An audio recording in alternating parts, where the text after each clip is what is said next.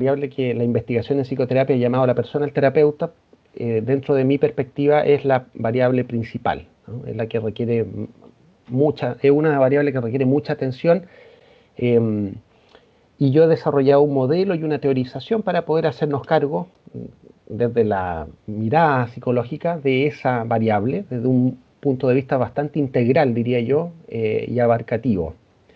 De hecho, es un abordaje el que les voy a proponer bastante transdisciplinario, ¿no? No le pertenece a una corriente psicoterapéutica en particular. Entonces, ¿cuál va a ser mi mensaje, ¿no? El mensaje que voy a tratar de transmitir y sobre el que voy a argumentar es que el modo en que hacemos psicoterapia, el tipo de posibilidades que abrimos para nuestros pacientes en psicoterapia, está en directa relación con el propio proceso de integración del terapeuta, ¿sí? Es decir, esas dos cosas, lo que le pasa a un paciente en psicoterapia y el modo de ser del terapeuta no son dos cosas separables, sino que van juntas de maneras misteriosas, ¿no? Y digo de maneras misteriosas porque no es fácil investigar este vínculo, ¿no? De hecho, hay poca investigación sobre el tema de cómo la presencia del terapeuta influye en el cambio terapéutico, ¿sí? Pero bueno, yo en este ratito voy a tratar de mostrar cuál es mi perspectiva, es decir, en qué consiste esa presencia del terapeuta, en qué consiste ese proceso de integración del terapeuta y cómo eso se puede poner al servicio, o está más bien al servicio de la transformación terapéutica de los pacientes. Me voy a basar en esta exposición en un libro que publiqué el año pasado, que se los voy a mostrar así solamente el título. Ese es el título del libro. Se llama Actitud y Cosmovisión del Psicoterapeuta, el poder transformativo de la presencia, ¿sí? Este es un libro que básicamente tiene dos partes. La primera, yo hago una fundamentación de qué se entiende por actitud, porque es un concepto esquivo, no es un concepto fácil de definir, porque no es un concepto conductual, digamos, no se puede definir a través de comportamiento, hay que definirlo, es un concepto muy sutil. Entonces le dedico toda la primera parte para poder abordar, digamos, filosóficamente y psicológicamente qué se puede entender por actitud, y en particular por actitud del psicoterapeuta. Y en la segunda parte del libro yo propongo un modelo, que le llamo modelo psicosófico a eso, para trabajar en la integración de esta actitud terapéutica, es decir, cómo hacer explícita mi actitud implícita, cómo llevar la actitud terapéutica a lo que Jung, que va a ser un autor importante acá de referencia, Jung llama cosmovisión del terapeuta. Y bueno, me voy a basar en Jung y también en Heidegger y de muchos otros autores en este libro, pero acá en la exposición de hoy solamente voy a hablar un poquito de Jung, un poquito de Heidegger para poder montarme sobre las teorizaciones de ellos y luego proponer el modelo, ¿sí? Entonces, si lo tuviera que resumir, ¿cuál es el mensaje de la exposición de hoy? Es que el cambio psicoterapéutico comienza por casa, ¿no? Ese es el resumen, ¿no? Es difícil que podamos hacer algo significativo con nuestros pacientes si no hemos hecho nada significativo con nosotros mismos. Entonces, voy a partir leyéndoles un pequeño pasaje del libro.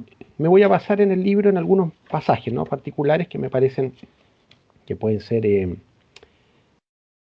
interesantes, ¿no? Por ejemplo, acá en el libro, que yo cito bastante a Jung, ¿sí? Jung plantea lo siguiente al respecto de lo que le estaba diciendo, ¿no? Dice Jung: así pues, el arte de la psicoterapia exige que el terapeuta posea una convicción precisable, creíble y defendible, que haya demostrado su utilidad al suprimir o impedir el surgimiento de disociaciones neuróticas en el propio terapeuta. Y aquí se lanza su frase, la frase que desafiante, ¿no? Dice: pues un terapeuta no puede llevar a un paciente más allá de lo que él mismo es. Así lo dice Jung. Y esa frase inspira todo mi libro, ¿no? Esa frase es la que a la que yo le vengo dando vuelta. ¿Cómo es posible que el trabajo con nosotros mismos sea en sí mismo un trabajo con el otro? ¿cierto? Y al revés, uno lo podría ver que cada trabajo que hacemos con el otro es al mismo tiempo un trabajo que hago conmigo mismo. Aquí hay una dialéctica necesaria, ¿no?, entre ambas cosas. Entonces, solamente para contextualizar así en términos, a lo mejor lo han visto esto a lo largo de la carrera, pero siempre vale la pena como tener ese panorama, ¿no? Dentro del contexto de la investigación en psicoterapia, que ustedes saben que se empezó a investigar científicamente la psicoterapia más o menos en los años 80 del siglo pasado, cuando se empezó a cuestionar, algunos autores antes de eso cuestionaron la efectividad de la psicoterapia. Algunos decían, por ejemplo, Eysenck decía que cuál es la diferencia entre la psicoterapia y el efecto placebo. Entonces se empezaron a hacer investigaciones para ver si realmente la psicoterapia genera un cambio significativo, o la verdad es que a veces, como la psicoterapia dura tanto, es que la vida hace su trabajo, ¿no? Y si estamos hablando, porque ahí Ilse me comentó que aquí hay una tendencia en la universidad de usted a formarse más en psicoanálisis, probablemente tengan más esa línea en mente.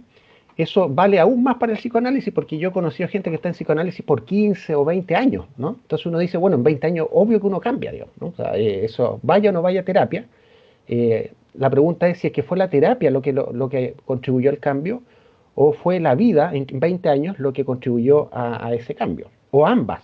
Entonces no es una pregunta tan sencilla, se ha investigado sobre esto. Y una de las cosas que se dice dentro de este contexto es que hay algunos factores comunes o factores inespecíficos que influyen en el cambio terapéutico, independientemente cuál sea el modelo que el terapeuta use, cuál sea su modelo teórico.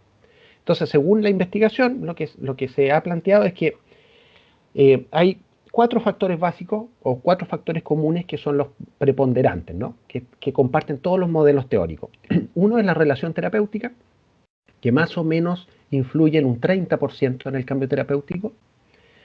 El segundo sería la teoría y la técnica que usan los terapeutas, que ese solamente influye un 15%, que es un dato interesante, ¿no? Influye poquísimo dentro del contexto global, ¿no?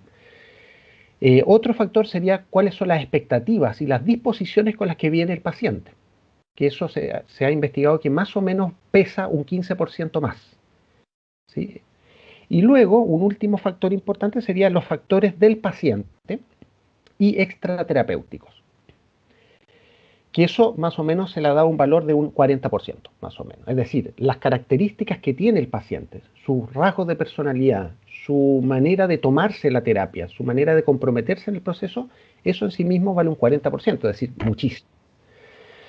Entonces, yo mirando estos porcentajes, ¿no? A mí en particular no me interesa mucho el tema de la investigación en psicoterapia, pero me pareció que era un buen punto de partida en términos de lo que se ha dicho, más o menos científicamente, sobre qué valor tiene realmente la psicoterapia. Pero si uno mira estos números, estos porcentajes, uno se da cuenta de que tanto la relación terapéutica como los factores que tienen que ver con el paciente, de algún modo están referidos al modo como el paciente está puesto en terapia. Es decir, son factores influenciables por el tipo de presencia que el terapeuta instala en psicoterapia, ¿cierto? Porque obviamente desde esa presencia del terapeuta es que se construye una relación, y desde esa presencia es que el paciente se dispone o no se dispone a entrar en el juego que propone la psicoterapia. Por tanto, si lo miramos así, en realidad la presencia del terapeuta ocupa un 70% del impacto en el cambio terapéutico, ¿cierto? Que es mucho. A mí lo que me asombra es cómo no se ha estudiado más ese particular, digamos, fenómeno, ¿no? Cómo nuestra presencia influye. No quiere decir que no se haya considerado a lo largo de la historia. Carl Rogers lo investigó, fue el primer psicoterapeuta en decir algunas cosas sobre esto, pero para Carl Rogers seguía siendo un fenómeno muy difícil de abordar científicamente, ¿sí? Fue un fenómeno que más bien siempre lo mantuvo como que la presencia del terapeuta es clave, pero no sabía muy bien cómo explicarlo científicamente, ¿no? Y a lo mejor no hay que explicarlo científicamente, a lo mejor simplemente hay que pensarlo desde otras perspectivas. De pronto hasta el sentido común puede ser útil en este respecto, ¿sí? Entonces, voy a leer un pasaje sobre esto, ¿no? Sobre esto de la investigación en psicoterapia para redondear simplemente. Hay un autor chileno que se llama Roberto Opaso, que bien hizo un aporte muy significativo, creó un enfoque que se llama terapia integrativa, ¿no?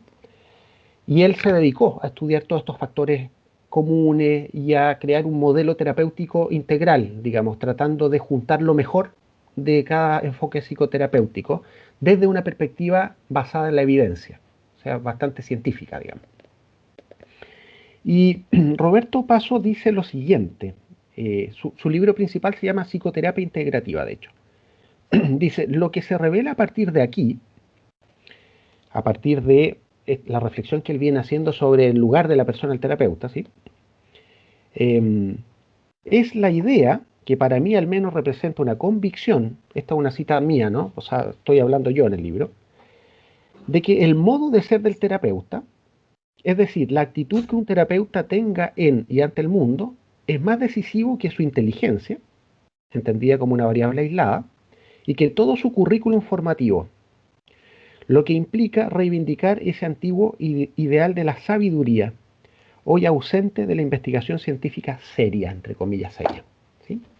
Es decir, cuando uno lee lo que se ha escrito sobre la persona del terapeuta y sobre las preguntas que se plantean los investigadores sobre esto, lo que queda en evidencia es que un buen terapeuta no es necesariamente alguien muy inteligente, muy brillante, no tiene que serlo, ni tampoco tiene que ser alguien excesivamente formado, sino que los buenos terapeutas son personas que tienen una cierta sabiduría, que es un concepto también difícil de abordar, ¿no? Tiene además muchas connotaciones que a uno le pueden provocar ciertas resistencias también. Pero entendamos por sabiduría que es alguien que tiene un cierto nivel de conciencia, ¿no? Un cierto nivel de comprensión, que va más allá de su formación como terapeuta. Y eso lo tienen en común todos los buenos terapeutas, o sea, todos los terapeutas que realmente generan transformaciones profundas. Ok, esa es como el planteamiento del problema. El planteamiento de la situación es que nos dedicamos mucho tiempo a pensar en los pacientes, tenemos mucha teorización sobre ellos, muchas clasificaciones diagnósticas de todo tipo que llega a ser ya hasta confuso comparar unas con otras, ¿no? Incluso al interior del mismo psicoanálisis es difícil comparar distintas clasificaciones psicodiagnósticas, eh, qué sé yo, comparar las estructuras lacanianas, ¿no? Las estructuras del sujeto lacaniano con el modo como, por ejemplo, el propio Freud entendía la psicopatología, si bien el propio Lacan hizo ahí un cruce, eh, es tan amplio la conceptualización, incluso solo dentro del psicoanálisis, que puede ser un poquito complejo, ¿no? Y un poquito confuso. Pero lo que quiero decir es que hay mucha teorización sobre los pacientes y muy poca sobre los terapeutas, ¿no? O sea, la mirada hacia acá está al debe, con, con una deuda en ese sentido. Entonces, lo que voy a hacer ahora es mostrar, como primera parte, fundamentar, dar un fundamento de qué es lo que estoy entendiendo por actitud terapéutica, ¿ya? Para luego presentarles un modelo para que lo podamos conversar y vean cuánto le hace sentido o cuánto no esta propuesta, ¿no? Porque no es más que una propuesta, digamos. Es una propuesta que me hace sentido a mí, pero no necesariamente le tiene por qué hacer sentido a todo el mundo. Entonces, digamos que hay dos conceptos que hay que poner en juego acá. Uno es el concepto de actitud, que habría que decir que, así definido en forma muy simple, es el conjunto de disposiciones implícitas que un terapeuta pone en juego en el quehacer terapéutico. Y el otro concepto es el concepto de cosmovisión, que sería algo así como el trabajo de llevar o de hacer explícita esa cosmovisión, o sea, esa actitud implícita, ¿sí? Y eso requiere obviamente un esfuerzo, porque a veces hacemos cosas y realmente no sabemos exactamente por qué las hacemos, ¿no? A veces no tenemos una argumentación suficiente sobre eso o no tenemos un grado de conciencia suficiente sobre lo que hacemos en psicoterapia o sobre por qué hay cambios a veces en psicoterapia, ¿sí? Y para poder entender el fenómeno de la actitud, yo en el libro me valgo de muchos autores, pero para efectos de hoy día simplemente hay dos que me parecen muy relevantes. Uno es Heidegger, el otro es Jung. Entonces les voy a presentar un par de ideas de Heidegger sobre este tema, ¿no? Heidegger no habla de actitud, sino que Heidegger habla de la existencia humana, o del Dasein humano, ¿no? Que es el concepto técnico que usa Heidegger para referirse a este existir que somos, que está en el mundo, abierto, en un proceso de hacerse permanentemente y que no tiene una esencia permanente. Razón por la cual Heidegger prefiere no llamar sujeto al ser humano, sino que prefiere llamarlo Dasein o existencia, porque la palabra existencia, que viene del latín existere, significa estar fuera.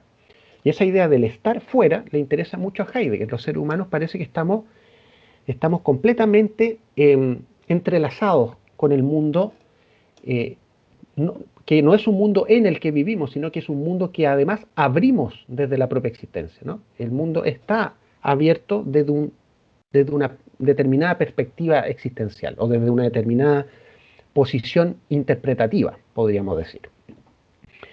Entonces, la idea de lo hermenéutico, de la interpretación, es clave en la teoría heideggeriana sobre la existencia. Siempre la existencia humana está puesta en una situación específica, abre una situación específica desde una perspectiva interpretante específica. Esa situación está compuesta por un contexto, ¿cierto? Un contexto sociocultural y también por un contexto histórico, ¿cierto? Es decir, nuestro modo de abrir mundos cambia permanentemente de un lugar a otro y de un tiempo a otro.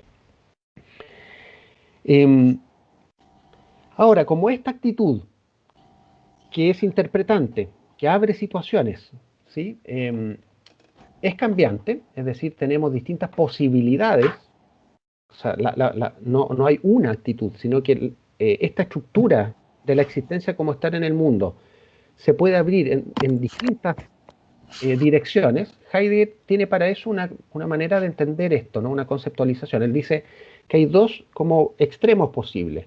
La existencia humana se puede abrir impropiamente o propiamente. Eso usualmente se traduce como inauténticamente o auténticamente. Así se conoce más comúnmente.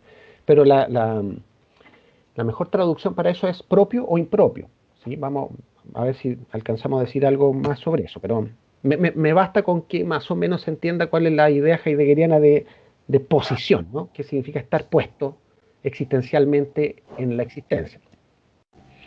Entonces, impropio es el modo, dice Heidegger, como estamos cotidianamente, o sea, todos los días.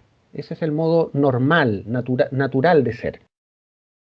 Eso significa que cotidianamente nuestro modo de estar es un modo de estar condicionado. Estamos completamente condicionados por la cultura, por la sociedad, por los hábitos, incluso estamos condicionados biológicamente por lo que antiguamente se llamaba el temperamento, ¿no? Y que hoy día cada vez se habla más de la genética, ¿no? Pero es indudable, dice Heidegger, que nuestra primera manera de abrir el mundo es a través de un ser condicionado. Y ese condicionamiento tiene una larga data, ¿no? Por un lado es ontogenético, pero también es filogenético, o sea, estamos súper condicionados a reaccionar de determinadas maneras, a ver las cosas de determinadas formas, etc. Uno podría decir que incluso todo el estudio de la carrera de psicología no es más que otro condicionamiento, ¿no?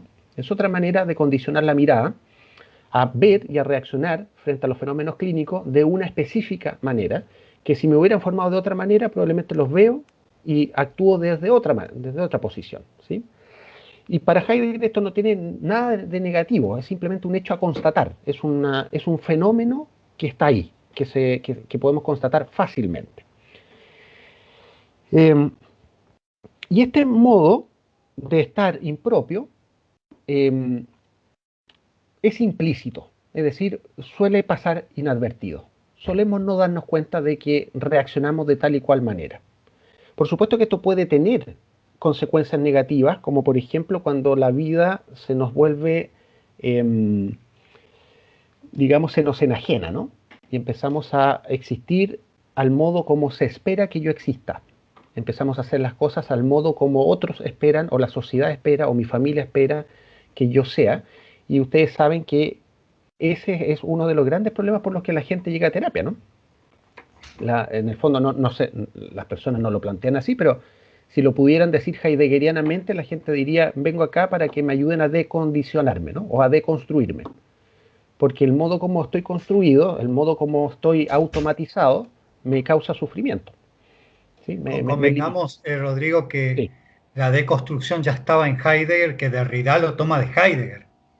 así es, así es. Heidegger no le llama deconstrucción a eso, le llama destrucción. Usa una palabra más fuerte y la emplea en particular para, para toda su filosofía crítica sobre la metafísica occidental. Heidegger piensa que hay que hacer un ejercicio destructivo con la historia de la metafísica, que no es más que un ejercicio de desmontar capas, ¿no? De ir pasando de las capas más superficiales hasta las experiencias más profundas. ¿Sí? Esa es la idea heideggeriana de destrucción o de deconstrucción, que se aplica tanto a una teoría filosófica como a nosotros mismos, ¿no? Es un ejercicio hermenéutico, la deconstrucción. Lo que la Gestalt toma como la cuestión de las capas de la cebolla, digamos, que habla Peirce. Exacto, exacto. Somos una cebolla bastante compleja, con muchas capas. Entonces estas capas más bien externas, me acordé también de la película Shrek, ¿no? En Shrek también está esta idea de las capas, ¿no?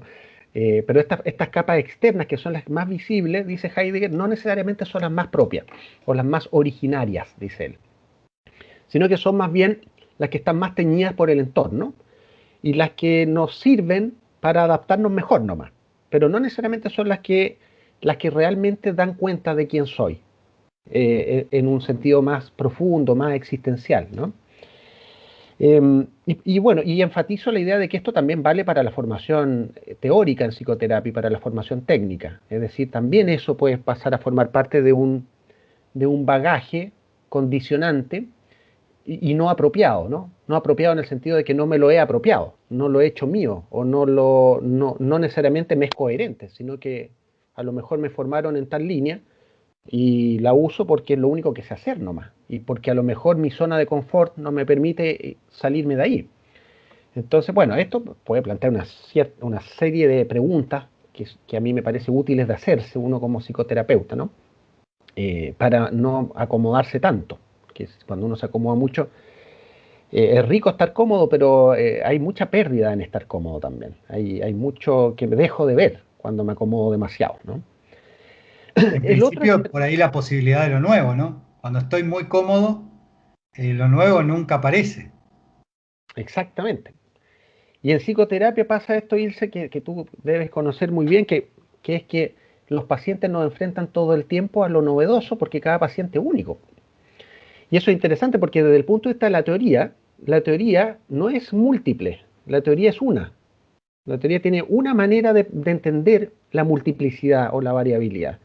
Entonces, si nos quedamos muy pegados en una teoría, lo que estamos haciendo es artificiosamente creer que al frente tenemos tipos humanos, tipologías, cuando en realidad lo que tenemos son seres humanos individuales que nos desafían desde mundos particulares a innovar y a crear y a entrar en un tipo de relación única y particular también. Esa es un súper desafío, ¿no?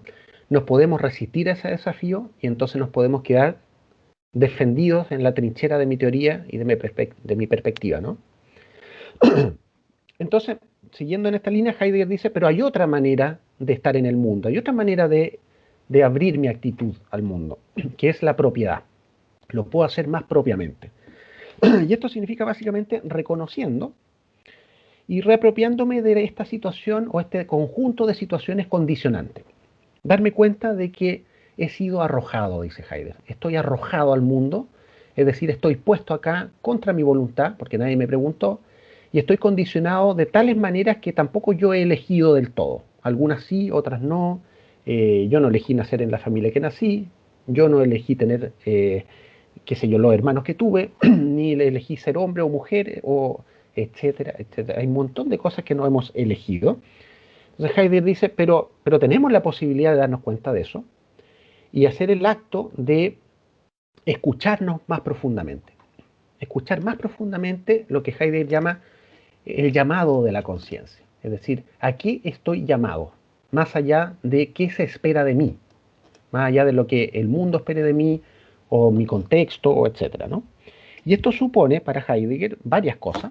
No voy a entrar en todos los detalles de la teoría heideggeriana sobre la propiedad, pero una de ellas es hacer explícito ciertas condiciones existenciales básicas. Por ejemplo, tomar conciencia del hecho de que, aquí se pone un poquito pesado Heidegger, pero dice Heidegger que es inevitable asumir, por ejemplo, que me voy a morir.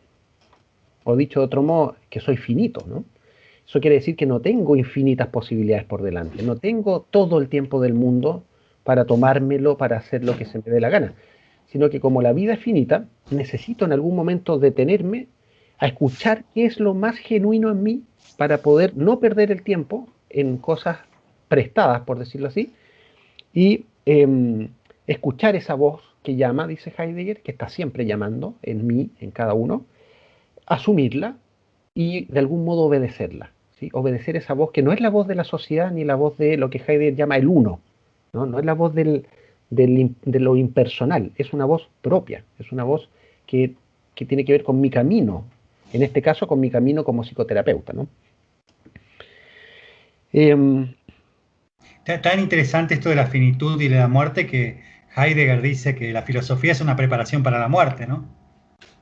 Bueno, claro, eso debiera ser la filosofía, ¿no? Aprender a reconciliarnos con esa idea y a mirarla en su fuerza, ¿no? Porque para Heidegger la muerte no es un hecho que ocurra al final, ¿no? Que es bien interesante eso, no la entiende biológicamente. Heidegger dice que la muerte es un estar vuelto hacia la muerte, es decir, un ser consciente de mi finitud. Y eso en sí mismo abre, por supuesto, la posibilidad de transformar mi forma de habitar, mi actitud, ¿no? No es lo mismo vivir creyendo que tengo todo el tiempo el mundo por delante que de pronto entrar en una cierta urgencia, ¿no? Y darme cuenta que la vida no espera, ¿no? La vida tiene su ritmo, se acaba en cualquier momento, nadie tiene comprado llegar a viejo, digamos, y por tanto, de hecho, todas las psicoterapias existenciales toman esto súper en serio, ¿no? Se toma muy en serio el tema de la muerte como una situación límite fundamental, una de las tantas, ¿no? No es la única, pero es muy importante. Y Heidegger la pone en conexión con el tema de la angustia, ¿cierto? Que el estado de ánimo que nos abre a la muerte es la angustia, y en Heidegger la angustia tiene un tono positivo, porque la angustia nos despierta nuestra finitud, y por tanto nos ayuda a elegir, a decidir con mayor propiedad, con más claridad. Entonces ahí tenemos Eso una también es una primera... diferencia, ¿no, Rodrigo, con Kierkegaard? Eso es una diferencia entre Heidegger y Kierkegaard con relación a la angustia. Mira, más bien, Ilse, yo te diría que el concepto de angustia en Heidegger está muy inspirado en Kierkegaard. Está muy inspirado porque en Kierkegaard también tiene un tono positivo, ¿no? Kierkegaard distingue la angustia de la desesperación. Sí, ¿Sí? Entonces, la desesperación es un estado negativo en el sentido de que cierra la existencia. En cambio, la angustia abre la existencia, la deja sí. expuesta, la expone a las grandes preguntas y la expone a tener que responderlas. ¿Sí? No solo a hacerse preguntas, porque también uno podría caer en la obsesión de preguntarse cosas sin aclarar nada, digamos. Aquí no, pues aquí hay una invitación a despertar las preguntas que me tengo que hacer para darle un curso de acción, ¿no? Para ver cómo me hago cargo de estas preguntas en mi vida cotidiana. Y me parece que esto también es válido para los terapeutas en tanto que nos estamos permanentemente formando como terapeutas, ¿no? Como proceso que no acaba, ¿no? Bueno, dejemos ahí a Heidegger, da para mucho. Heidegger es un autor infinito realmente. Solo para que se hagan una idea, 120 tomos, su obra es completa. Entonces estamos hablando de un autor monstruoso. Así que pasemos a otro de sus autores monstruosos, que es Jung. Jung también tiene un pensamiento muy amplio. Y Jung, ahora desde el punto de vista de la psicología, ustedes saben que Jung fue discípulo de Freud, muy tempranamente se distanció del maestro y tuvieron muchas diferencias. Yo diría que esas diferencias entre Jung y Freud son diferencias arquetípicas, como el mismo Jung va a pensarlo después, ¿no? La idea de los arquetipos. Aquí hay dos maneras completamente distintas de entender la relación terapéutica. En Freud está esta idea básica de la neutralidad como digamos, regla de oro, ¿no? Prácticamente una regla de oro de la actitud del terapeuta en el análisis. Eso quiere decir ser pantalla en blanco. Bueno, ustedes saben más que yo todo eso de qué significará ser una pantalla en blanco en la cual los pacientes puedan proyectar toda su neurosis, ¿no? Jung nunca estuvo de acuerdo con esa idea y Jung era más bien alguien que sentía que la psicoterapia tenía que ser un proceso de encuentro entre dos seres humanos y no entre paciente y terapeuta, en donde ambos, y Jung usaba mucho la imagen de la alquimia, ¿no? Entre ambos elementos químicos se fusionan para formar uno solo. Es decir, el encuentro terapéutico para Jung es un encuentro donde ambos cambian, no solo uno cambia. Y por eso es que hay que pensar la psicoterapia en dualidad, ¿no? O en diálogo, desde una perspectiva binaria y no solamente puesta en el paciente, ¿no? Entonces, Jung tiene toda una teorización sobre qué es la actitud. Jung escribió un libro que se llama Tipos Psicológicos, famoso libro de Jung. Ahí él hace toda una teoría sobre los dos grandes tipos de actitudes, el introvertido y el extravertido, las funciones psicológicas, pensamiento, sentimiento, sensación, intuición, etcétera, que no voy a entrar a explicar cada una porque daría para muchos temas, ¿no? Pero me interesa mostrar que para Jung la actitud, ¿sí? Ya la actitud en términos de introversión y extraversión marca un montón de diferencias, digamos. No da lo mismo. Primero, ¿qué es la actitud para Jung? Para Jung la actitud tiene que ver con una motivación básica de la energía psíquica, ¿cierto? Eso significa que la actitud marca el foco de la atención. Para un introvertido, su foco de atención principal o preponderante es el mundo interior.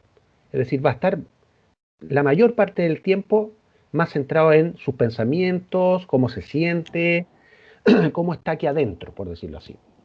En cambio, el extravertido va a estar con el foco de atención puesto permanentemente en las circunstancias externas, en lo que está pasando afuera, y con mayor desconexión de sí.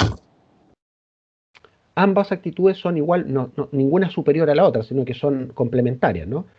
Por supuesto que el ideal es que podamos tener de las dos, ¿no? Tener una suficiente atención a la interioridad y una suficiente atención al mundo externo, digamos. Se me cortó. Ahora, lo que plantea Jung sobre, o cómo pone Jung en relación este tema de la actitud con la psicoterapia y con el psicoterapeuta, es básicamente que él dice que los psicoterapeutas tenemos la obligación de llevar la actitud a un nivel superior de clarificación, es decir, transformarla en una cosmovisión. Eso quiere decir, voy a leer pronto una definición sobre eso, para poder darle una vuelta más, pero lo que va a decir Jung es que este trabajo de transformar en cosmovisión, o de ir haciéndolo, porque es un trabajo inabarcable, ¿no? Interminable, el trabajo de ir llevando a cosmovisión mi actitud, lo que va a hacer es darle forma o espíritu, dice él, a mi terapia, a la forma en que yo hago psicoterapia. Y por tanto le va a dar el espíritu al setting psicoterapéutico, al encuadre, a la atmósfera, a todas esas cosas implícitas que ocurren en psicoterapia y que sostienen la psicoterapia y que no son necesariamente la palabra verbal, ¿no? ni la interacción concreta que yo hago con un paciente o la intervención que yo hago, sino que son todos esos ingredientes sutiles que están ahí, pero que usualmente no nos damos cuenta que están ahí. Para Jung eso tiene que ver con la actitud del terapeuta. La actitud del terapeuta invita a que ocurran ciertas cosas o invita a que no ocurran ciertas cosas, ¿cierto? Entonces voy a este pasaje que quiero compartir con ustedes. Este es un pasaje de mi libro, de nuevo, para poder hablar un poco de la cosmovisión. Entonces dice en el libro, digo yo, ¿no? Para que no hablar en tercera persona de mí mismo, que es muy extraño. Acá dice, para que una cosmovisión sea terapéutica, es necesario que cumpla con los siguientes requisitos que ya fueron mencionados antes en el libro. Tenía un problema de conexión. Se cortó un poquito, Rodrigo. Ahí ¿Sí? está. ¿Ahí sí o no? ¿Podés repetir otro? Se me Sí. cortó. ¿Y ahora está bien? Sí, ahí volvió. Perfecto. Entonces, estaba diciendo que para que una cosmovisión sea terapéutica, es necesario que cumpla con los requisitos mencionados. Ya lo había mencionado antes, pero aquí en este párrafo lo resumo. Uno, que demuestre su utilidad, es decir, que la vida del terapeuta sea en sí misma un testimonio de bienestar. ¿Ya? Eso es un primer elemento. Utilidad no solo en el paciente, sino que el paciente pueda reconocer que el terapeuta es un modelo de salud mental. Si es que el paciente, creo yo, esta es mi convicción, si es que un paciente mira a su terapeuta y no ve en él un modelo de lo que él mismo quisiera construir terapéuticamente, creo yo que la actitud de ese terapeuta no es útil. ¿Sí? Segundo, que sea precisable, es decir, que pueda ser aclarada con suficiente coherencia racional, que sea comprensible y comunicable, es decir, que no sea una simple intuición del terapeuta y que cuando le pregunten por qué hizo tal cosa, simplemente diga que porque le nació hacerlo, ¿no? Sino que tenga un cierto nivel de claridad sobre lo que está haciendo. Tercero, que sea creíble, es decir, que esté alineada con el estilo de vida del terapeuta. Es decir, que esa actitud que muestra en terapia, si ese paciente conociera al terapeuta fuera de terapia, diría, este, este personaje es el mismo que yo conozco en la psicoterapia. El mismo que está aquí es el que está afuera, digamos. En vez de estar disociado, ¿no? De ponerme el traje de psicoterapeuta, entrar a la consulta y luego salir a ser el neurótico de siempre, para ponerlo en términos psicoanalíticos. Cuarto, que sea defendible esta cosmovisión. Eso significa susceptible de ser argumentada racionalmente frente a una comunidad terapéutica. ¿Está bien? ¿O está...? Se cortó el cuarto. Se cortó. Ok. El cuarto es que sea defendible, es decir, que yo la pueda argumentar frente a una comunidad terapéutica. ¿Sí? Si llega el caso de, por ejemplo, a veces los terapeutas tenemos que participar o queremos participar en congresos clínicos, etcétera, o en reuniones clínicas, que yo pueda dar cuenta de lo que estoy haciendo. Quinto, que sea falible, que me parece una característica básica, ¿no? Es decir, que el terapeuta asuma el perspectivismo intrínseco a toda postura existencial. Es decir, que no transforme su actitud o su cosmovisión en un, ¿cómo decirlo? Que no lo transforme en un dogma. Y seis, coherente con esto, que sea revocable.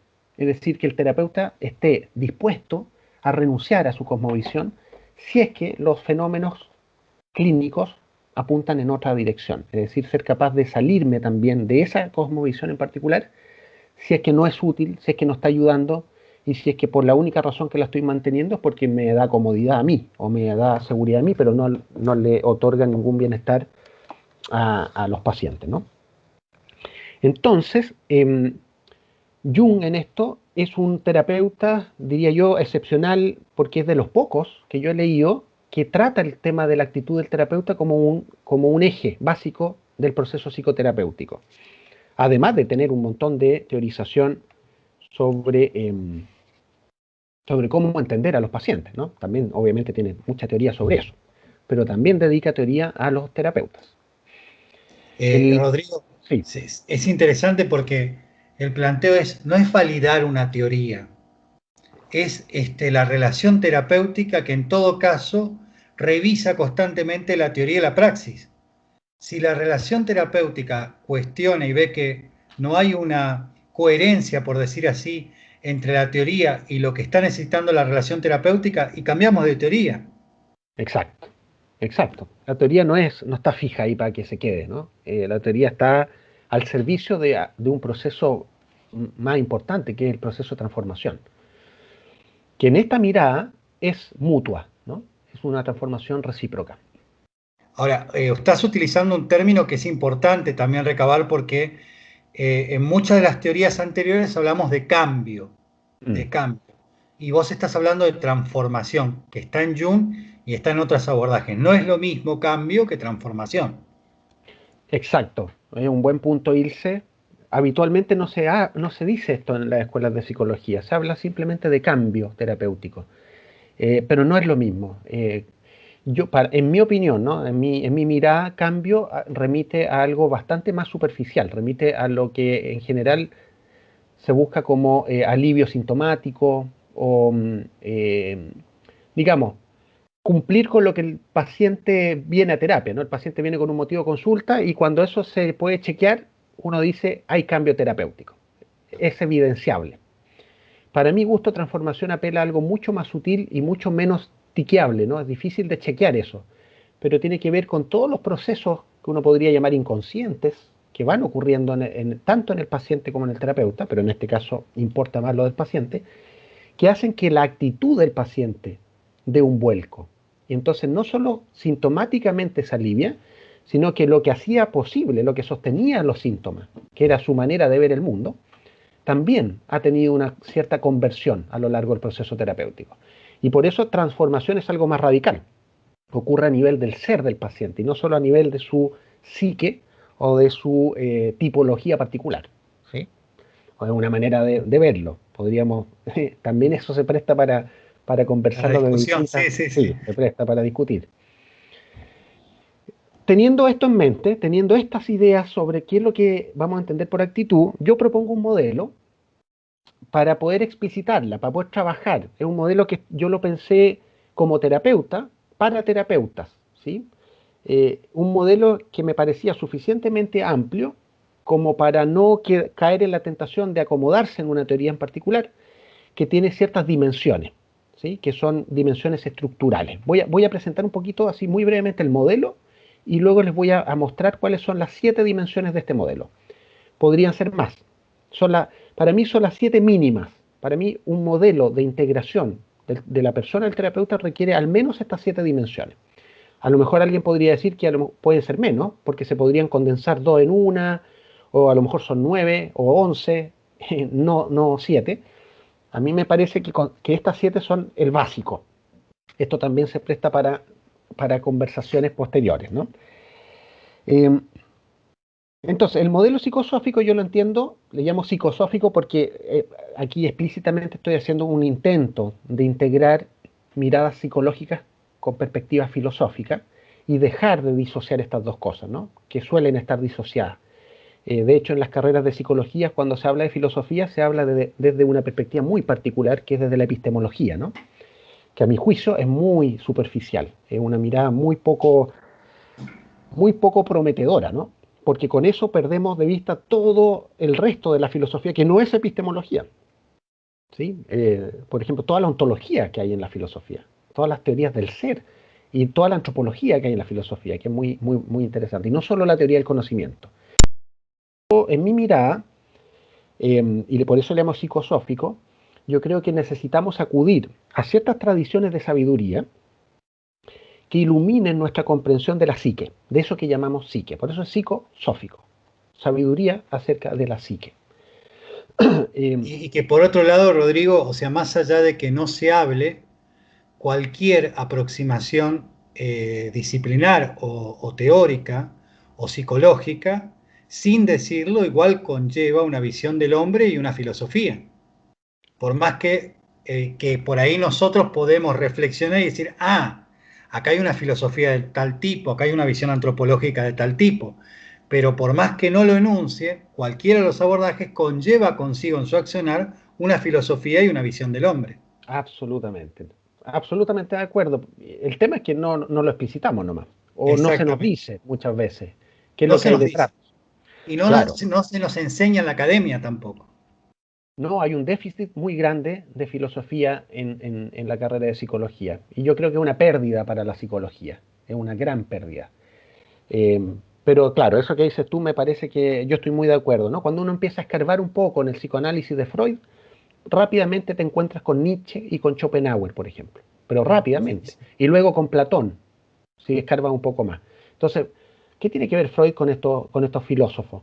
Mucho, Sí, muchísimo. O sí, sea, sí. toda la idea de lo apolíneo, lo dionisía con Nietzsche, es la misma idea. El porvenir de una Claro. ilusión lleva consigo a, digamos, Feuerbach, está presente, digamos, es más, él dice en su biografía, este maldito tipo listo.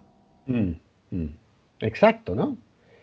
Por tanto, si ganamos conocimiento, y no solo conocimiento, si tenemos cierta sensibilidad filosófica, porque para mi gusto no es solo saber de filósofos, sino que es tener una sensibilidad de hacerse preguntas de tipo filosófico, pensar filosóficamente, que es más que psicológico, es más profundo que psicológico.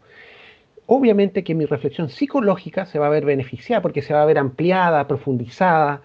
Es más difícil caer en dogmatismo cuando uno tiene una reflexión filosófica, porque la filosofía es experta en preguntar, no en responder. En cambio, la psicología da respuestas muy rápido.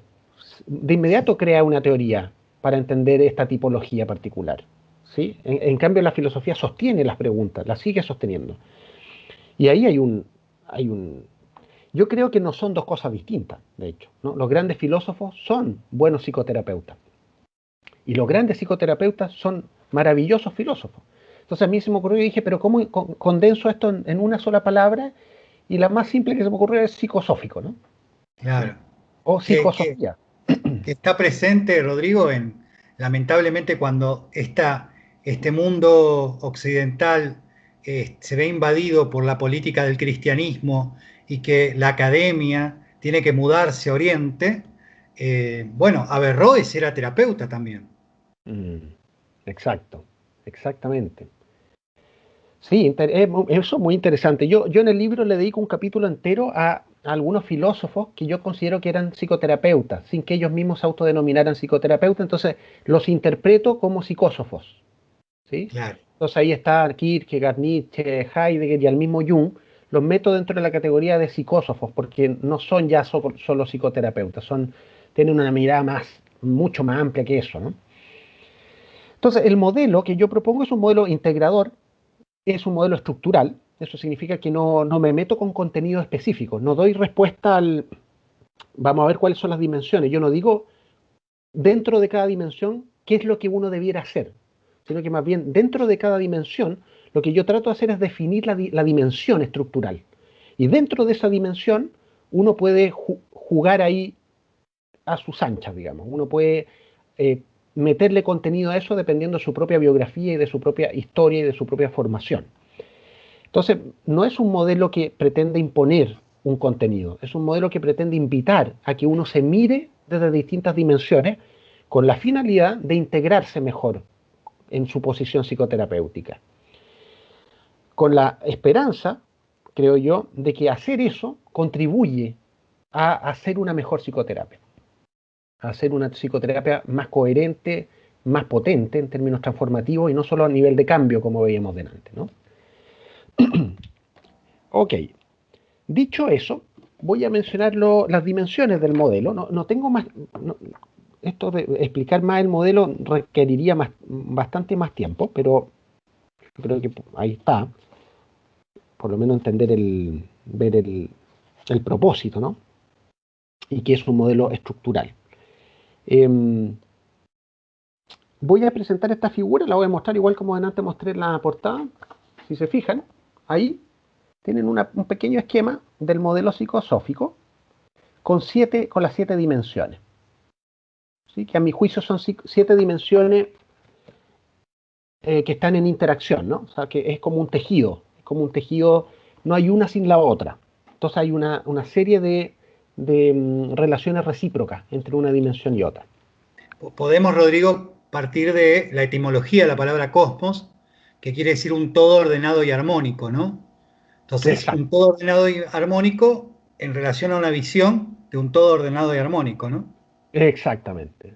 Súper, tal cual. Aquí hay un todo en donde no hay elementos, lo que hay son dimensiones, ¿no? Un elemento tú lo puedes sacar y entender por sí mismo. En cambio, una dimensión, si tú miras un cilindro, tú no le puedes quitar la altura, una de sus dimensiones al cilindro, y deja de ser cilindro si le quitas una de las dimensiones, o si le quitas el ancho, ¿no? Acá es lo mismo, si tú quitas una de las 7, algo se pierde en la comprensión de las otras 6. Entonces, yo lo pienso como un modelo integrado e integrador, y que invita también a mirarse en forma integral.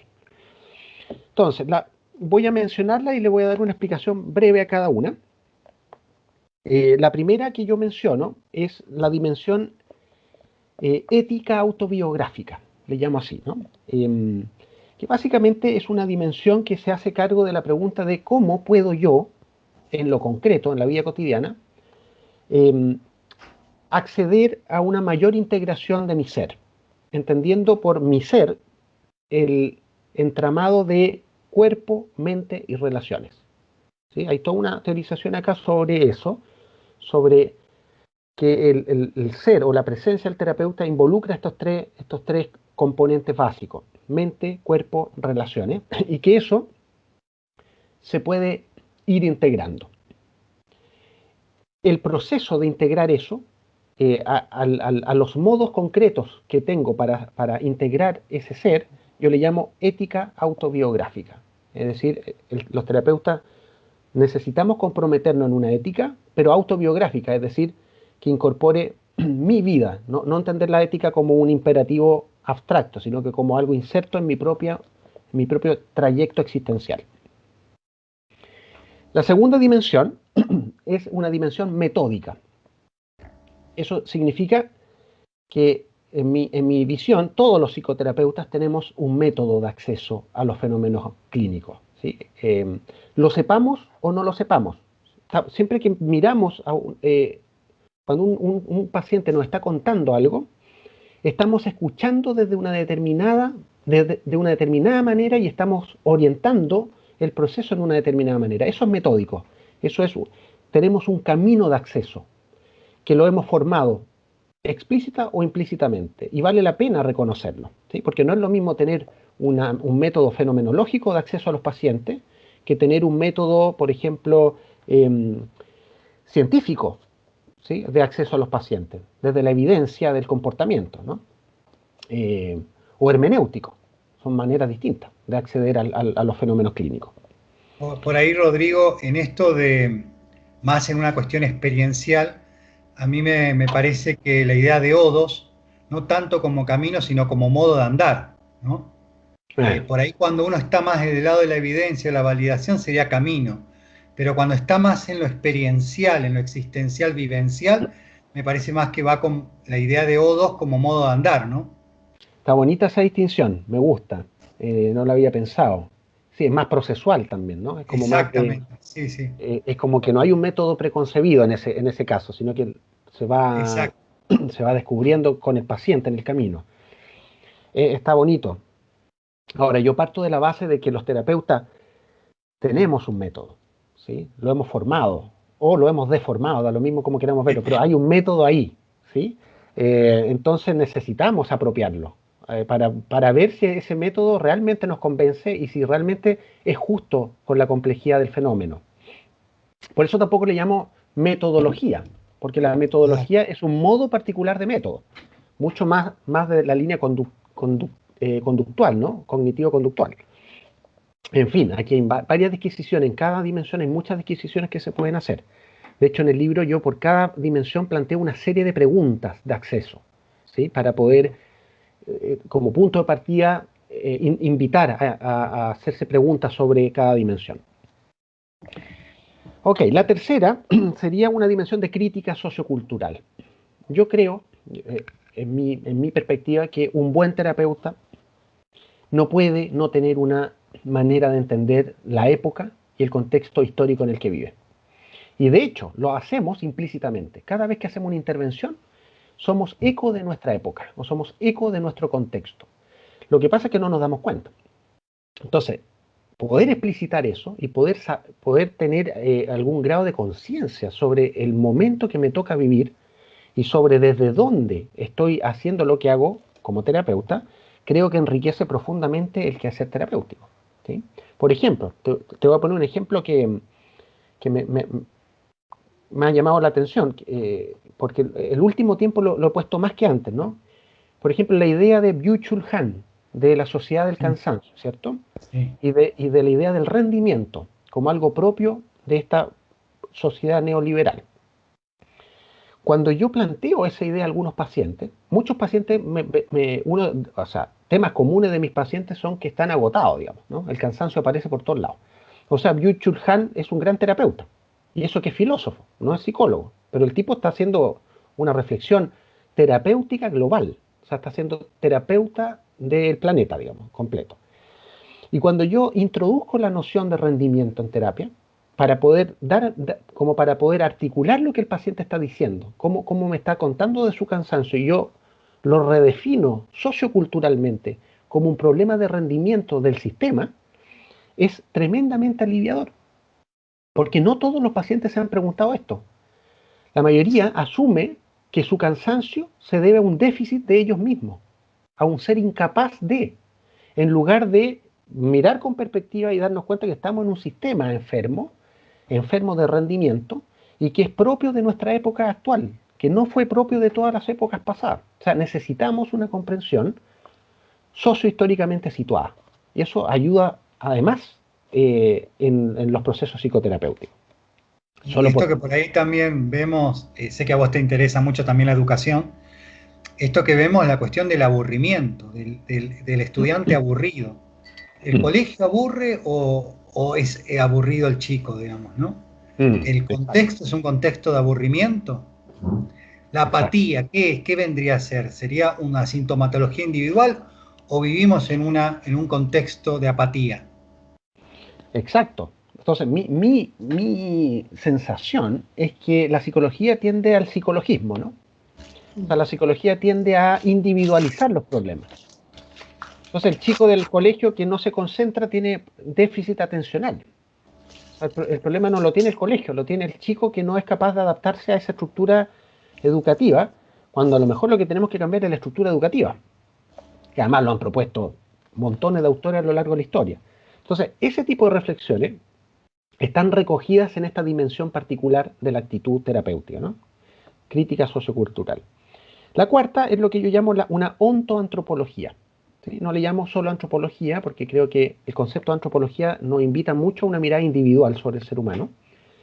Y en cambio el prefijo onto nos invita a mirar al ser humano muy heideggerianamente en relación con el mundo. Es decir, cómo nos entendemos a nosotros mismos en nuestra relación con el mundo. Entonces la pregunta aquí sería, ¿quién es? Disculpa, Rodrigo, Sí, se cortó un poquito. ¿Podés retomar lo de sí, antropología? Porque se cortó un poquito.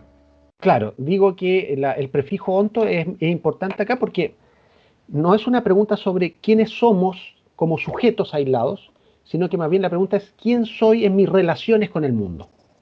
¿Sí? Y esa pregunta es distinta, ¿no? Y nos lleva en direcciones diferentes, nos invita a mirarnos en nuestros quehaceres, más que a un ejercicio meramente introspectivo de contenidos intrapsíquicos, ¿no? O Entonces, sea, la pregunta... sería el ente en cuanto existente y un existente relacional y en contexto. Exacto. A eso invita esta dimensión, a pensarnos relacionalmente. Y todos los psicoterapeutas de cualquier posición teórica tenemos una ontoantropología, tenemos una concepción de esto. Hay algunos que tienen una concepción extrema, que plantean que el individuo es un individuo aislado del mundo. Pero eso es una ontoantropología, de todas maneras, que niega una conexión originaria con el mundo. Y hay otras teorías, como la sistémica, por ejemplo, que es completamente onto, está superpuesto en lo relacional. ¿Sí? Y entre medio tenemos una infinidad de matices. Luego tenemos otra dimensión que sería la ontopsicopatológica, que va de la mano con la ontopsicoterapéutica, o con la ontoantropológica, y que la ontopsicopatológica tiene que ver, es una dimensión que nos invita a pensar sobre cómo los seres humanos enfermamos, o más bien sufrimos, más precisamente, en nuestras relaciones con el mundo y cómo sufrimos de manera, no es cualquier tipo de sufrimiento, ¿no? Es cómo nos hacemos sufrir cuando en realidad podríamos no hacernos sufrir. Estamos hablando de un sufrimiento evitable, no de un sufrimiento inevitable. Esa es una distinción que han hecho muchos psicólogos, ¿no? Entre ellos, Rodrigo, Víctor Frank. ahí habría diferencia entre dolor y sufrimiento, ¿no? Exactamente. Hay una diferencia. Víctor Frank la explica muy bien, ¿no? El El dolor, hombre doliente. claro, el dolor es básicamente algo inevitable. Si me martillo un dedo, me duele. Si se me muere un ser querido, me duele. O sea, hay dolores que no puedo yo, no pasan por mi actitud frente a las cosas. Duele. Pero el sufrimiento que yo le agrego a eso, al darle vuelta, al culparme, al preguntarme qué hubiera sido si, qué hubiera pasado si, etcétera, eso es un sufrimiento evitable y neurótico por lo demás, si es que lo queremos poner en términos psicoanalíticos de nuevo. Y ese sufrimiento, todos los psicoterapeutas tenemos alguna comprensión de qué significa sufrir de esta manera, o por qué llegamos a sufrir de esta manera, que está en juego en nuestro hacer terapia, ¿no? Nuestro modo de hacer terapia con nuestros pacientes. La sexta dimensión es la dimensión propiamente psicoterapéutica. Esta es una dimensión que se hace cargo de la pregunta ¿qué entiendo yo por cambio y transformación terapéutica? ¿Y cómo creo yo que eso ocurre en terapia? Todos los terapeutas, creo yo, tenemos alguna concepción de eso, solo que a veces no suficientemente explicitada, ¿no? O sea, si uno hiciera una encuesta a 1000 terapeutas, probablemente no todos sabrían decir exactamente cómo ocurre el proceso de cambio, pero la mayoría de ellos tendría alguna noción de eso. Y la séptima y última dimensión del modelo que propongo, que para mí es la más polémica, es una dimensión espiritual, ¿no? Es decir, yo soy de la idea de que todos los psicoterapeutas, sepámoslo o no, tenemos una postura espiritual, que no necesariamente es algo religioso, ¿no? Espiritual aquí simplemente significa nos hacemos preguntas sobre el sentido de la existencia. Y esa pregunta por el sentido de la existencia está en juego en nuestra manera de hacer psicoterapia, ¿sí? Y de hecho influye de algún modo en cómo yo entiendo el cambio y la transformación psicoterapéutica. Incluso, y lo digo muy a sabiendas de que el psicoanálisis tiende a este agnosticismo, ¿no? A un agnosticismo que viene desde el propio Freud, incluso en posturas muy agnósticas en psicoterapia, hay ciertas posiciones espirituales, creo yo, ¿sí? Espirituales no necesariamente en el sentido de la trascendencia, sino que espirituales en el sentido de qué da sentido a la vida, ¿no? El propio Freud alguna vez dijo que lo que da sentido a la vida era amar y trabajar. Eso será para Freud, amar y trabajar. Y para Jung será la trascendencia, ¿no? O el encuentro con el sí mismo. Y para otro terapeuta será otra cosa, digamos. Pero es una pregunta, a mi juicio, inevitable en el transcurso del quehacer psicoterapéutico. Ahí están las 7 dimensiones del modelo. Y solo para... nada, solo porque estamos... me quedan unos minutitos antes de abrir la palabra, creo, a preguntas o comentarios, ¿cierto? Tú me dices cómo estamos. Rodrigo, acá digamos, solamente para aclarar, porque cuando aparece el unitax múltiple en algunos, ¿sí? La dimensión espiritual está relacionada a los valores, ¿sí? A lo axiológico, a los principios. En este caso vos lo ampliás, no es solamente a lo axiológico y a los principios, sino por la existencia misma, por el sentido. Exacto, exacto. Lo que tú dices de lo valórico es la concepción de Scheller sobre la espiritualidad, ¿no? Sí, de Scheller Max tiene, Scheler. sí, Max Scheller tiene La una... apuesta del hombre en el cosmos. Exactamente. En mi manera de entender lo espiritual, no creo yo que el concepto clave sea el concepto de valor. Yo creo que el concepto clave es el concepto de sentido. Si a ti te hace sentido hablar en términos de valores, bueno, es una manera de entender lo espiritual. Pero yo creo que hay otras maneras de entender lo espiritual. Por ejemplo, hay gente que entiende lo espiritual en términos de virtud, no en términos de valor. Y una virtud no es lo mismo que un valor. Un valor es básicamente un principio guía. La virtud es una cualidad a entrenar. Son maneras distintas de entender lo ético, de hecho, también.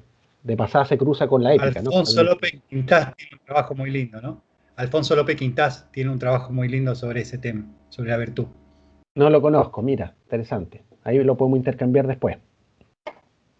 Me lo puedes compartir. Yo termino este libro con un pasaje, con un capítulo dedicado, y ahí ya me salgo de la cosa estructural y entro en una posición personal, ¿no? Que es que una de las maneras que yo he encontrado, ¿no? Para cultivar esta presencia, para integrar estas dimensiones, es la práctica de mindfulness, ¿sí? Mindfulness es una práctica posible, por supuesto que no la única, que al menos para mí viene a darme un camino, me viene a abrir un camino donde estas 7 dimensiones pueden ser cultivadas, ¿sí? Muy particularmente la dimensión ética y la dimensión espiritual, en forma muy explícita. Porque en el fondo la práctica de mindfulness lo que hace es cultivar mi presencia para que mi atención esté enfocada en el momento presente, lo que por otro lado me lleva a abrir el corazón en una actitud compasiva, que son los dos grandes ejes de mindfulness, y luego eso hace posible que desde mi ser yo contagie presencia y compasión. Y por tanto, como terapeuta atento y compasivo, no necesito ni siquiera hablar mucho, sino que mi propia presencia tiene un poder irradiativo, podríamos llamarle, ¿no? Una especie de, no sé si te has fijado, Ilse, o los que están escuchando, que cuando conocemos a ciertas personas, hay personas que inspiran algo y otras personas que no inspiran nada, o que inspiran todo lo contrario, digamos, ¿no? Y eso, ese puro inspirar, esa pura experiencia que tenemos de que alguien te inspire algo, creo yo que se basa en un tipo de presencia que está irradiando algo. Y que los terapeutas tenemos que estar muy atentos a lo que estamos irradiando. Porque eso es también, si lo queremos poner en términos de recursos y de herramientas, es parte de nuestra caja de herramientas. Y probablemente es la herramienta fundamental que tenemos. Entonces, el último capítulo del libro yo lo dedico a explorar un poco cómo mindfulness contribuye o puede contribuir a la integración de esta presencia terapéutica en un sentido muy concreto, con prácticas además muy concretas y con una mirada acerca del bienestar y del autocuidado de los terapeutas que es muy clara, digamos, desde la perspectiva de mindfulness en particular y transdisciplinaria además. Rodrigo, en esto me encanta esta parte porque yo que tuve la experiencia de pasar por monasterios, en Azul hay una trapa, y en esto que vos decís, ¿no? O sea, el ambiente, las personas que lo habitan, vos ingresás a ese lugar y te transmiten calma. O sea que en el orden de lo terapéutico, sin palabras, porque es justamente se prima el silencio, casi no se habla, es lo mínimo necesario, y viste que normalmente en nuestra concepción la terapia pasa por la palabra. Y encontrar un lugar en donde no circula la palabra, pero igual se produce algo de esta conexión, si querés, energética o de actitud, como bien decís, en donde algo del orden de la cura sin palabras se produce. Y tiene un sentido con la armonía y con la calma, ¿no? Completamente, sí. ¿Tú estás hablando de monasterio en la línea del cristianismo? Sí, sí, yo tuve la experiencia en la trapa, en una trapa que los monjes benedictinos, digamos, ¿no? Que justamente guardan silencio, cultivan toda una figura de contemplación, se habla lo menos posible y se actúa. Y la actuación, la práctica, la relación está en actitudes serenas, calmas, y bueno, es una convivencia con la calma. Bueno, y que además se repite en distintas tradiciones contemplativas, ¿no? O sea, uno lo ve en el budismo, se ve en el sufismo, es decir, pareciera ser que hay algo que se entiende desde mucho antes de la psicoterapia. Yo partí diciendo, ¿no?, que la psicoterapia es una disciplina joven, ¿no? Tiene Sí. 120 y tantos años, pero en cambio las prácticas contemplativas tienen varios miles de años. Y ahí hay psicoterapia, ¿no? Es decir, la psicoterapia no la inventó Freud, digamos, ni la inventó el mundo occidental, ¿no? Está creada ya en otros contextos con, con fines transformativos y donde exactamente como lo dices tú, la palabra ocupa un lugar mucho menos central. El lugar central lo ocupa la presencia, ¿no? Y además un tipo de presencia que se hace en comunidad, porque no es la presencia solitaria, Sí. sino que es la presencia en comunidad y esa comunidad sostiene algo. Y eso es muy, muy interesante. Yo creo que los terapeutas tenemos mucho que aprender de ese tipo de experiencias, porque también las llevamos con nosotros, aunque no lo sepamos. Están ahí. Entonces mejor saberlo, mejor hacerlo más explícito. Lo último, para cerrar y redondear esta breve presentación, a lo mejor a algunos se la ha hecho eterna mi presentación, pero bueno, a mí se me ha pasado rápido, para que vean que todo es muy relativo y depende de la actitud en la que estamos. Yo Bueno, pero cuando... comparto que pasó rápido. Todos somos dos Ay, qué ya. bueno.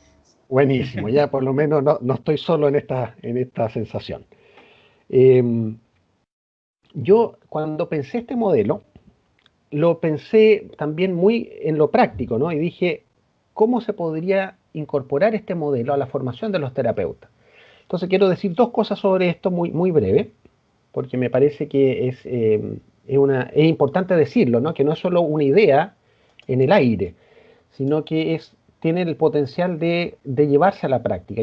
La primera idea que se me vino cuando pensé este libro es que el mejor momento para que un terapeuta haga este trabajo es cuando ya esté formado. Es decir, cuando ya tenga una posición terapéutica, ya tenga algún tiempo de práctica psicoterapéutica en el cuerpo y luego tenga la oportunidad de volver a mirarse desde estas dimensiones y a rearticular su forma o su posición frente a la psicoterapia.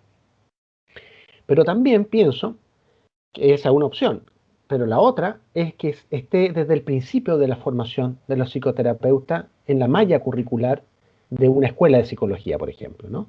Entonces, que la malla tenga estos 7 ejes fundamentales, además de lo otro que le quieran poner a la malla, digamos, pero que no se salten estos 7 dimensiones, porque creo yo que es una manera explícita de contribuir a que los psicoterapeutas, los psicólogos clínicos en particular, no caigan o al menos minimicen una serie de disociaciones en las que solemos caer los psicoterapeutas, ¿no? Esas disociaciones yo las trato en la introducción del libro, ¿no?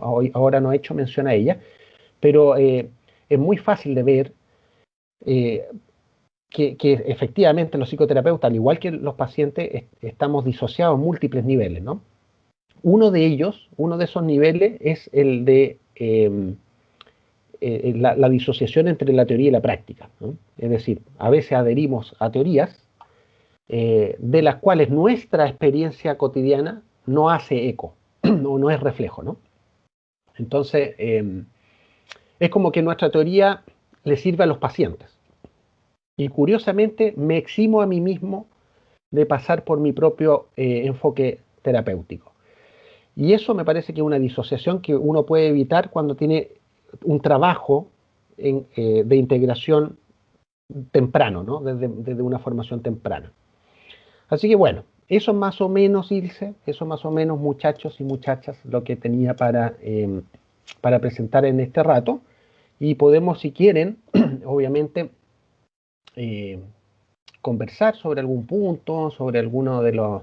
Pueden haber quedado alguna idea suelta o algunas preguntas dando vuelta. Buenísimo. ¿Podemos probar, Tati? ¿Podés hablar a ver si te puede escuchar, Rodrigo?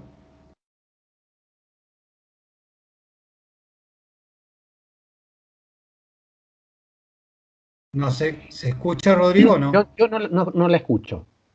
Ah, bueno, entonces voy a pasarte yo las preguntas en todo caso que puedan hacer, porque al revés, sí, a ver si, dame un segundo, voy a ver si hago un cambio, quiero ver si cambio de situación de compartir acá y hago el compartir al revés, estoy jugando un poco, te digo, no sé Veamos, mucho lo que estoy haciendo, veamos qué pasa. eh, a ver si, sí, a ver qué pasa. ¿Ahí vos ves algo, No, veo negro. Rodrigo? No, no Ah, veo. entonces no llegas a ver. No, entonces no. Pensé que podía hacerlo. A ver, hablen ahora a ver si se escucha. Ahí sí los veo, Tati, ahí sí veo. probamos de nuevo. Ahí veo algunas Ahí caras ves. y varios sin cámara. Sí, ahí veo. Ahí está Tati, veo a Diana, a Omar, a Paula, a Sebastián. Bueno, o sea, los podés ver, pero no los escuchás. Entonces yo traslado la pregunta a cualquier cosa, ¿está? Súper, súper, pero buenísimo poder verlos. Pueden habilitar cámara, por favor, para que Rodrigo los pueda ver. Sí, por favor. Esto que lo hice por intuición, Rodrigo. No es que sabía lo que estaba haciendo. Pero qué maestría con la tecnología, ¿eh? Yo no entiendo ya que estamos con dos plataformas distintas al mismo tiempo. Exactamente, sí, sí, sí. Bueno, Súper. ahí habilitaron algunas cámaras, Joaquín, María. Bueno, ¿alguna pregunta que quieran hacer? Yo traduzco la pregunta o traslado la pregunta. Porque en realidad, lamentablemente, siempre traducimos, ¿no? Así es. ¿Alguna consulta, pregunta, algo que quieran puntualizar?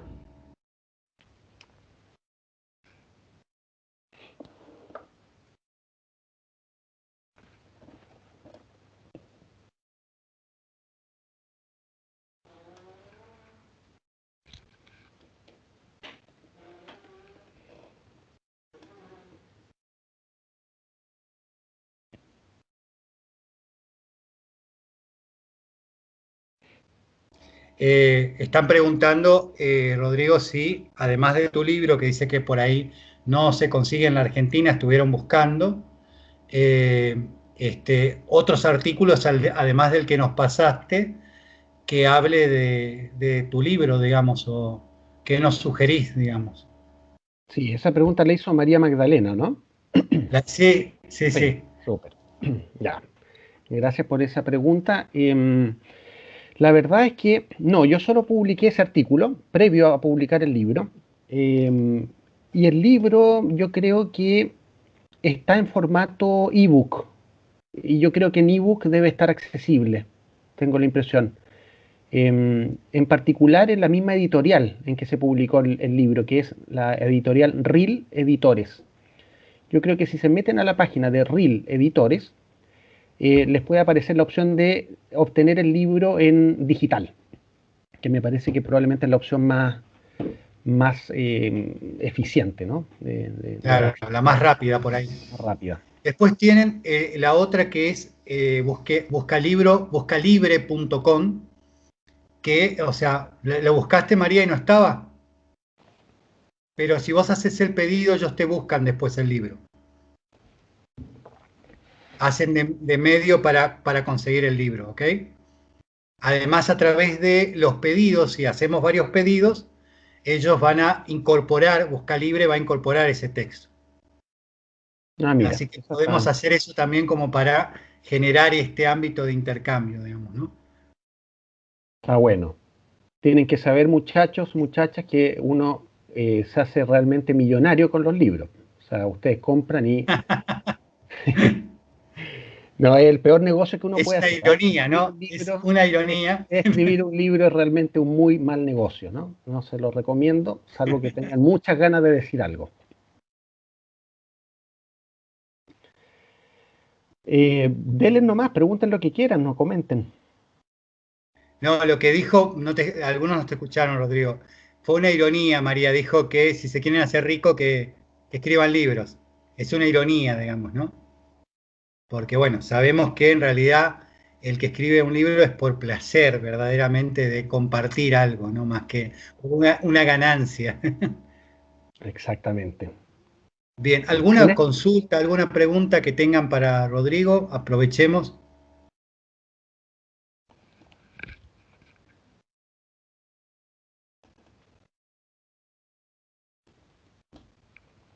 Dale, dale, metele, metele. Metele, María. Tati, ¿vos querés decir algo?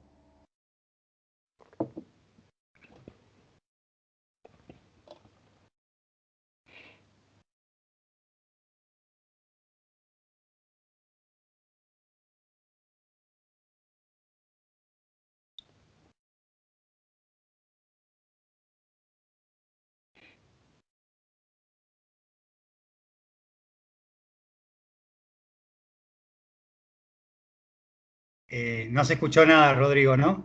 No no, no, no, pudiste dale escuchar. tú con la, No, con bueno, la. en realidad no es una pregunta, es más un agradecimiento y diciendo que, bueno, que fuiste muy claro, que por eso no hay preguntas, pero que, bueno, que fue muy claro y que, digamos, la panorámica, más allá que es muy abarcativa, digamos, realmente fue muy, muy clara, digamos.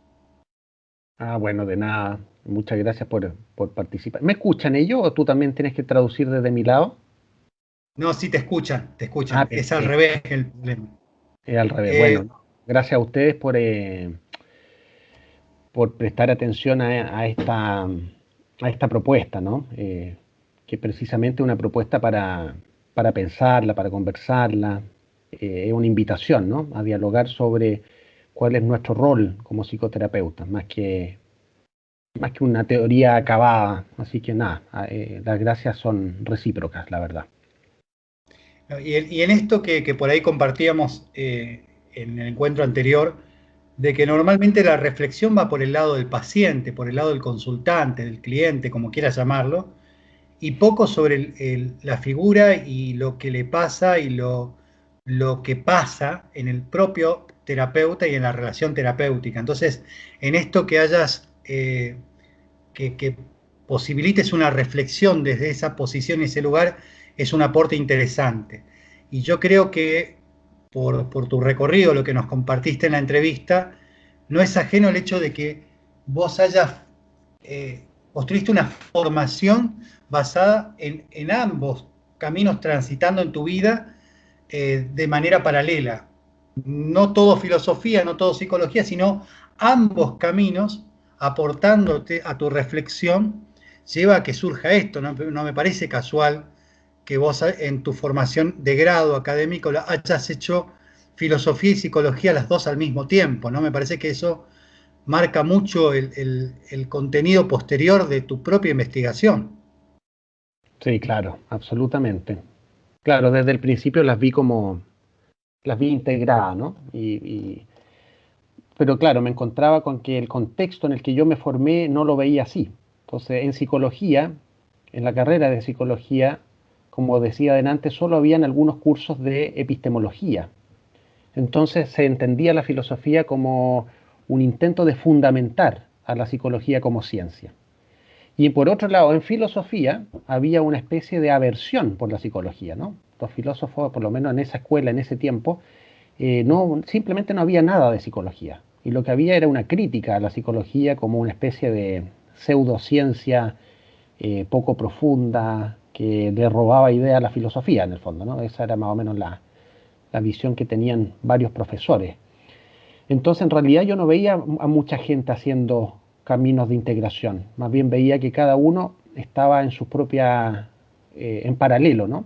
Y me parecía que ahí había una pérdida muy, muy grande, hasta que me fui encontrando con algunos autores que me resonaron, ¿no? No sé si han visto por ahí a Lou Marinov, más Platón menos Prozac. Por ejemplo, Sí, Lou Marinov, lo menciono porque es más popular, ¿no? Puede ser de conocimiento más popular. Él hizo ese cruce. Él mostró hace algunas décadas, que un buen psicoterapeuta en realidad tiene que tener una buena formación filosófica y que un filósofo en realidad también está haciendo psicoterapia. Él le llamó a eso asesoramiento filosófico, más que psicoterapia. Pero eso es muy interesante. Yo creo que ahí hay un campo de exploración, eh, una aventura que hacer ahí muy, muy, muy interesante, la verdad. cuando te escuchaba también recordaba un autor que a temprana edad me impactó muchísimo, que es Laín Entralgo, ¿no?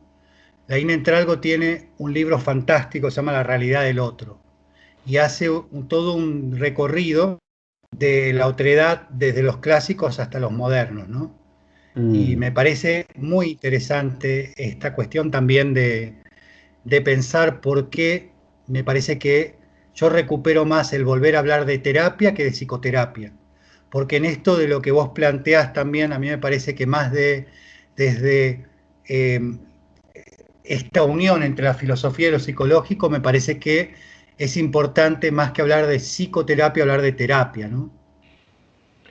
Bueno, es una manera, ¿no? La otra es simplemente mantener psicoterapia, pero hacernos cargo de la palabra psique, a la cual hay que volver permanentemente, ¿no? No está completamente definida ni está acabadamente definida por ningún modelo teórico.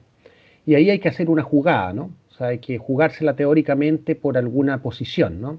A mí me gusta cómo lo hace Jung con la Claro. palabra psique. Me gusta que lo lleve más al plano del alma que al plano del aparato psíquico. O sea, me gusta más el lenguaje poético del alma que el lenguaje mecanicista del aparato psíquico, ¿no?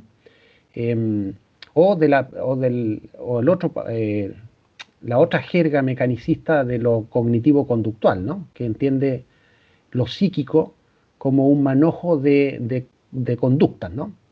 Que tampoco me hace sentido eso. En cambio, en Jung y en otros autores, mucho más en líneas más existenciales y transpersonales probablemente, hay una concepción más amplia, ¿no? El alma está tejida con el mundo, está tejida de relaciones, y en ese entretejimiento creo que se puede rescatar algo rico de la palabra psique.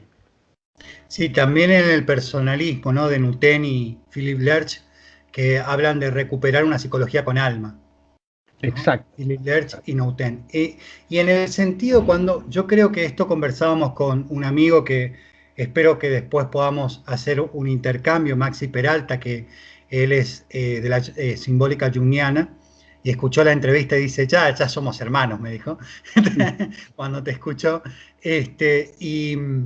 y plantea esta idea del alma relacionado con el aliento de vida, con la vida misma, ¿no? mm, mm. Entonces, muy vivencial el alma, digamos, no solamente como espíritu o aliento de vida o hálito de vida, sino también como vida propiamente, ¿no? Bueno, todos esos significados están en la palabra psique, ¿no? La palabra psique griega tiene ese elemento de la respiración también, ¿no? Del aliento. Claro, por eso digo yo que a lo mejor no hay que acabar con la palabra psicoterapia. A mí me parece que es una palabra muy linda, a mí me suena muy bien. Yo creo que simplemente hay que dedicar una reflexión más profunda a ambos conceptos que están implicados, ¿no? ¿Qué significa psique? Con todo esto que estamos hablando, ¿no? Con esta referencia a lo vital, con esta referencia al entramado de las relaciones, al mundo de lo simbólico, que es muy rico, ¿no? Y terapia, que también viene del griego terapeuin, que significa cuidado, ¿no? El cuidado del alma, ¿no?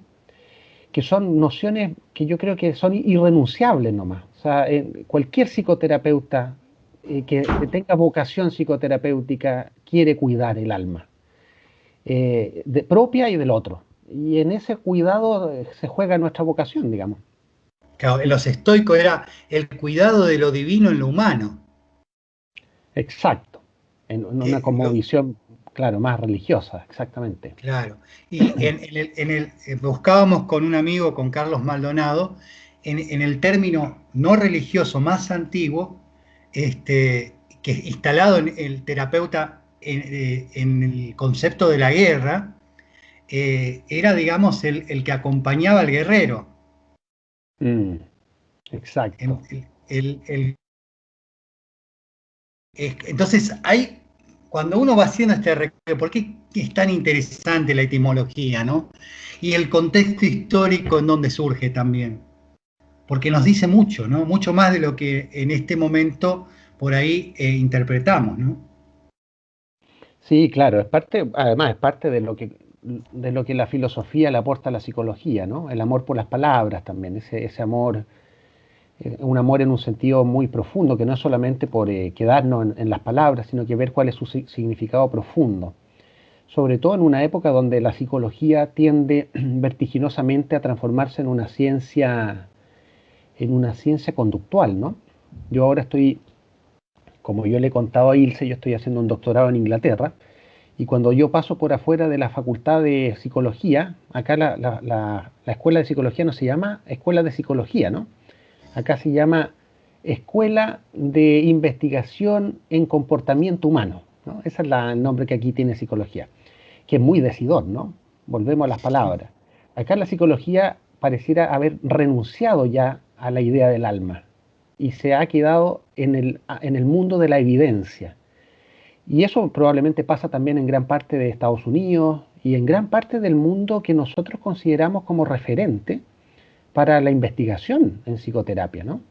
Entonces yo creo, y retomo la primera conversación que tuvimos con Ilse, que desde lo latinoamericano hay mucho que aportar ahí y volver a enriquecer esta palabra, a volver a enriquecer esta disciplina desde miradas distintas, ¿no? Y no solo desde miradas cientificistas eh, pobres y estrechas, ¿no? Que pueden ser útiles en algún sentido, pero pueden ser muy empobrecedoras en muchos otros sentidos. Totalmente. Sí, sí, sí. ¿Alguna otra inquietud, algo que quieran aportar?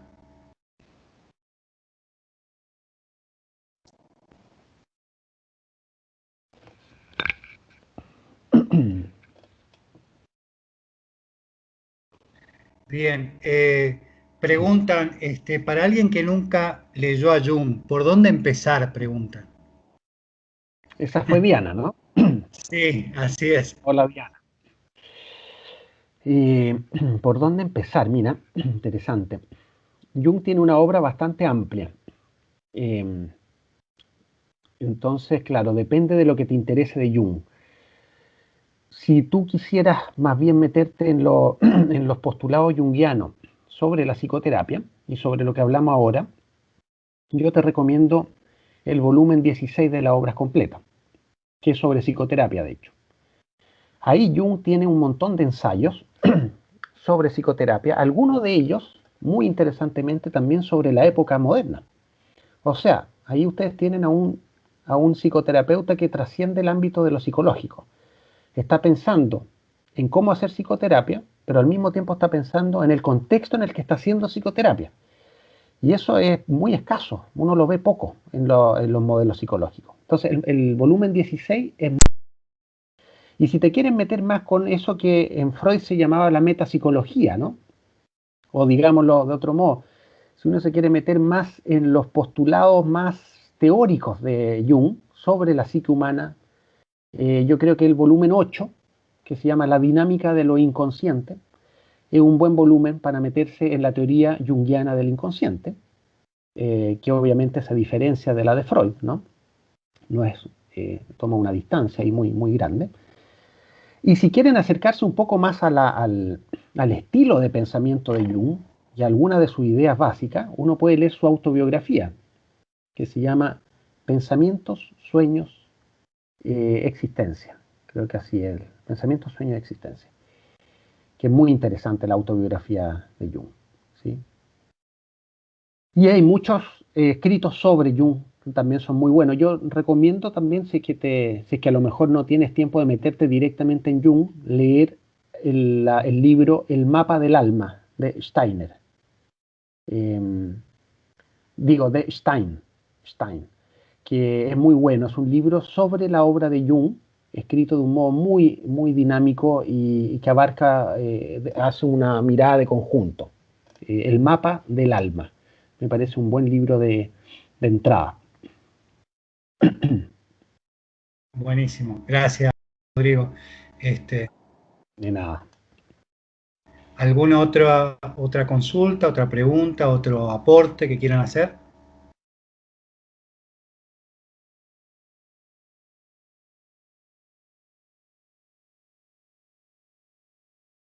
Bueno. Bueno, Rodrigo, agradecido de mil amores por tu generosidad, por ayudarnos a reflexionar, que creo que se cumple esta misión del filósofo, Rodrigo, ¿no? Que nos ayuda también a pensar, a pensarnos, a pensar el rol, la relación terapéutica, y por ahí esto que hace el filósofo también, ¿no? O sea, muchas veces las obviedades que dejamos pasar, porque estamos en el mundo tan instalados actuando, que por ahí no pensamos lo obvio, ¿no? Mm, Cuando pensamos eso, cuando pensamos por qué se instaló esta verdad como verdad y cuándo, qué contextos hicieron posible que se instale esta verdad, cuando pensamos en lo que hacemos desde el orden de hacer lo mejor posible, nos lleva a pensar lo éticamente correcto, o pensarlo, por lo menos pensarlo desde la ética, todo esto que sería interesante que esté presente en todo el proceso de formación del psicólogo, ¿no? Y que como bien compartíamos, muchas veces es un gran ausente, ¿no? mm. A veces nos preocupamos más por fundamentar una teoría y por una nota y muy poco por lograr, digamos, un servicio que realmente vele por la persona del otro, ¿no? Y que Mm. se piense desde una salud integral, ¿no? De una salud exquisitamente vista desde un solo lugar. Así que gracias por este gran aporte. De nada, Ilse, vuelvo a repetir mi agradecimiento a tu invitación y al aporte que haces al permitir estos diálogos, estas reflexiones, al permitirle a tus alumnos encontrarse con estos diálogos y estas reflexiones, y al permitirnos a tus invitados a entrar en estos mundos de relación que son muy nutritivos. Creo que además es una muy buena manera de formarse, ¿no? Formarse conversando. eh, y no solo leyendo, y no solo apegado a la malla, ¿no? A las mallas curriculares, que siempre por lo demás son tan limitantes, ¿no? En algún sentido. Así que muchas gracias, Ilse, por tu invitación y muchas gracias a quienes estuvieron presentes hoy día. Y bueno, si tienen alguna duda después y todo, me pueden mandar un correo, podemos seguirla, digamos, ¿no? No es necesario que, que se cierre acá. Que este sea un buen comienzo. Podría hacerlo, ¿no? ¿Por qué no? Totalmente. María, ¿vos querías decirle algo a Rodrigo? María Moglia.